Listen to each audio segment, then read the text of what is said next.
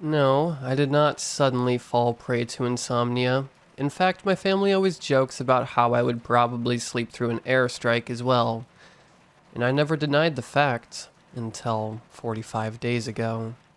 My family has lived in an old Victorian style house for as long as I can remember, or for as long as our family album has the photos to show. My son is about to be born in this house. I was born in this house. So was my father, and so was my grandfather. My great grandpa Phil had built this house, and it had been in this family ever since. We are pretty close knit with each other, so my parents, my brother, and his family, and my wife and I live in the same house. Everyone gets along well with each other. We have a decent, semi-famous family-owned food and beverages business in the city, and there aren't any clashes regarding the property or the will. Everyone was given what they had wished for, so no issues there. All in all, a pretty ordinary life that I have led so far. I say so far because I haven't gone through anything like this in my life, ever. It all started 45 days ago. I had sent my wife off to her folks a few weeks prior to that to get her mind off of the pregnancy blues. Perhaps a little change in the scenery would do her good. I missed my little bird, but her mental health was more important to me than wanting a selfish hug at the end of a long day at work. That night, as per ritual, I talked to her over FaceTime for about an hour. She seemed pretty jolly and even cracked jokes like the way she used to when we were in our dating phase. Seeing her like that made me happy and content. Then we said goodnight to each other and went to sleep. I am one of those people who cannot sleep without a thin blanket to cover myself with. I even cover my face when I am sleeping. Thank God for that peculiar habit. I woke up to an unusual sound at 2 a.m. I know this because the grandfather clock in the corridor of my floor chimed so. It sounded like a gargle mixed with roar. I don't know. I can't really put it into words, so please make do with that description. I wondered if it was my tummy, luring me to get up and get it a late night snack. I had faced embarrassing situations in school and university where my tummy would rumble in the quietest of moments, causing heads to turn in my direction. So something like that happening now wouldn't be new, but not wanting to get out of bed, I turned to face the other side. That's when I heard it again. This time, I was sure it wasn't my tummy. The sound was more guttural, more malicious. The sheet that I used to cover myself while sleeping is a very regular pure white translucent piece of cloth, so thankfully I didn't need to remove the cover from my face to figure out what made the sound. I opened my eyes, and even in the pitch darkness of the room, I could sense a presence in the room. Not just in the room, but rather mere inches away from me. Whoever, or whatever it was well within reach to kill me if it wanted to. As my eyes got adjusted to the darkness of the room through my cover, I could see a faint, eerie glow emanating from the entity. It was like an outline, though, not strong enough to light anything up, so the room remained dark as it was. I could feel sweat trickling from my forehead. I wanted to scream, but I wondered if it'd be a wise choice. Not that I could scream anyway. My voice was stuck in my throat. That night, I didn't sleep a wink. The next day, I thought of talking to my wife about it, but I decided otherwise. I didn't want to bother her. So I told everything to my brother. He was concerned, yes, but only because he thought I was a victim of a terrible nightmare. But it wasn't a nightmare. It wasn't sleep paralysis or a night terror either. Why would it be? I didn't have anything traumatic in my life to trigger anything of the sorts. Also because the presence was back again the next night, and it has been back every night since then. I don't know when it comes, but I feel its presence every night at 2 a.m. I have managed to make out some of its features from inside the safety of my sheets. Well, not some. Just its abnormally big red glowing eyes.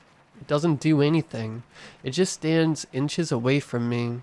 towering over my cowering body, its glowing glare piercing through my sheet. I am a grown-ass man. I have about 50-odd people working under me. I am weeks away from welcoming my baby, but every single night I am scared shitless. I know it knows that I am aware of its presence, but I don't open my eyes. I don't throw away my sheet even though I am wide awake. I can't sleep either because I'm scared. Scared that the minute I move or the minute I fall asleep, it's going to pounce on my useless mass of a body. Scared that my baby will grow up fatherless. I haven't talked to my wife lately.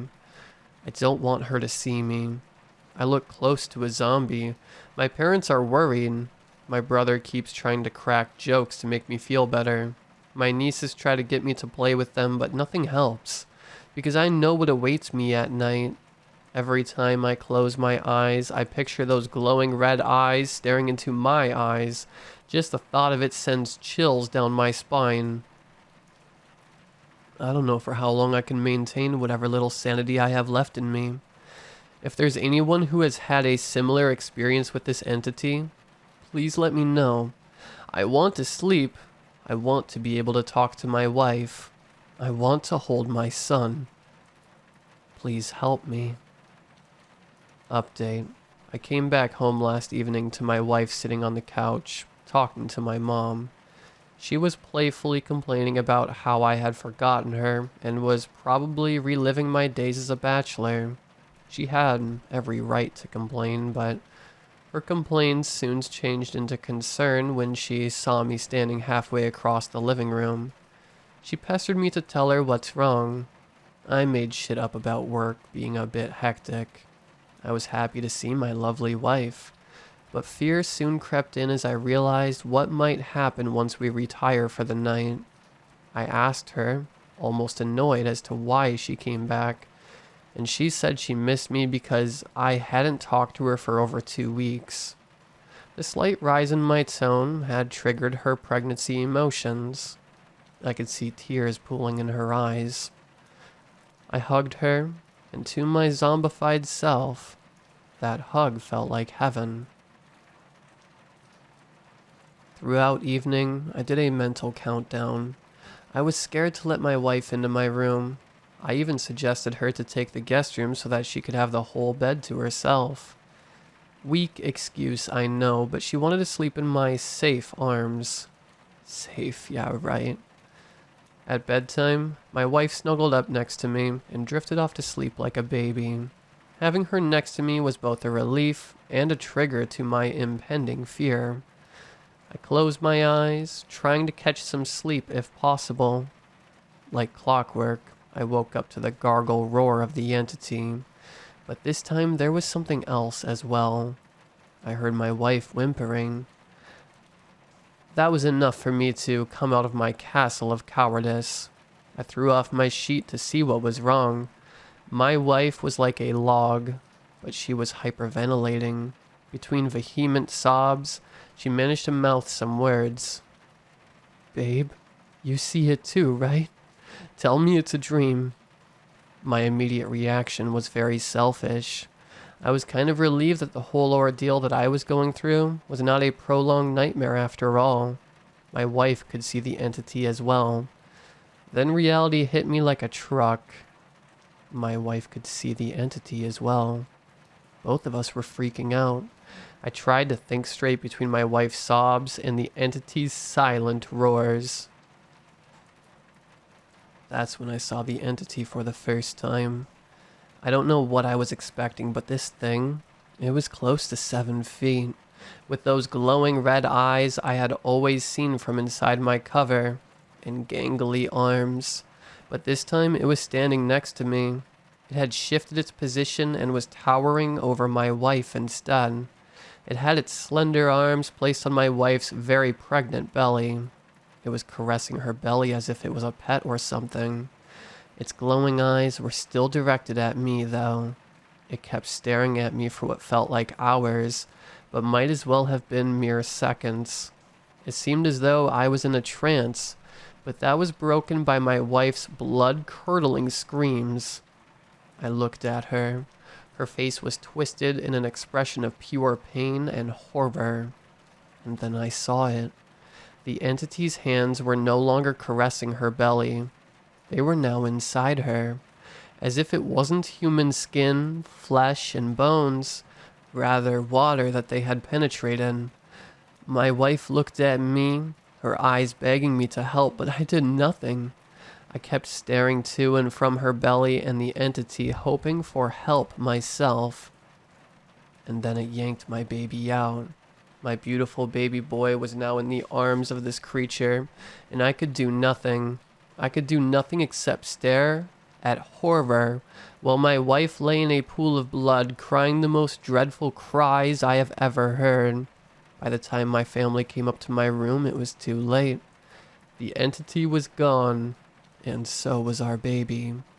All that was left was a grisly scar on my wife's belly, and bloody footprints from our bed to one of the walls.